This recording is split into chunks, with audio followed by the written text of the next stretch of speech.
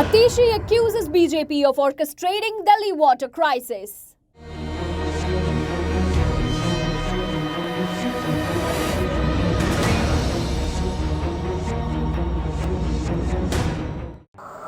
Aam Aadmi Party alleges BJP conspiracy to create water crisis in Delhi.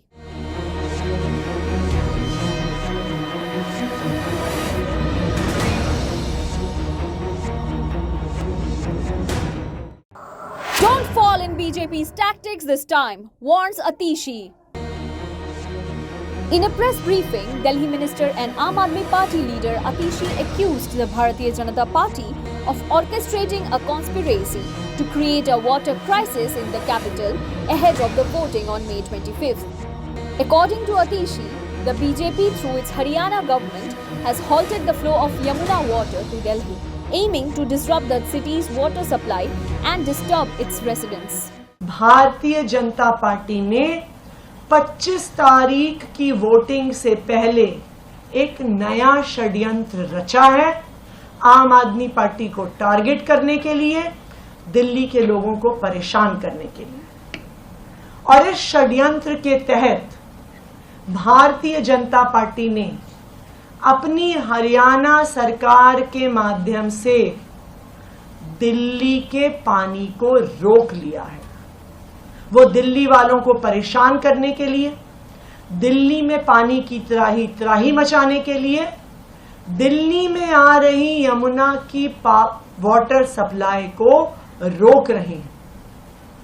पिछले कुछ दिनों से जब जगह जगह से पानी की शिकायतें आनी शुरू हुई, जहां पे कभी पानी की शिकायत नहीं आती है, उसकी जांच करने पे पता चला कि यमुना का पानी हरियाणा सरकार द्वारा रोका जा रहा है।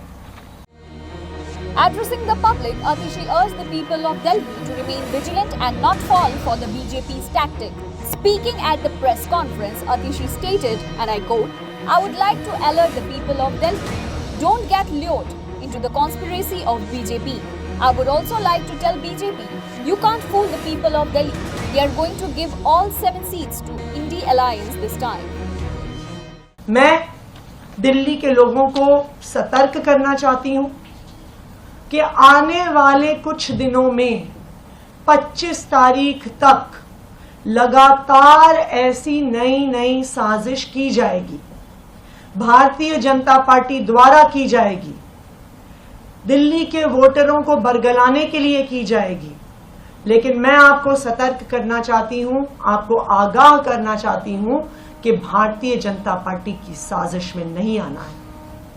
और मैं भारतीय जनता पार्टी को भी बताना चाहती हूं कि अब आप जितनी भी साजिश कर लो, आप जितने भी षड्यंत्र रच लो, आप दिल्ली वालों को बेवकूफ नहीं बना सकते।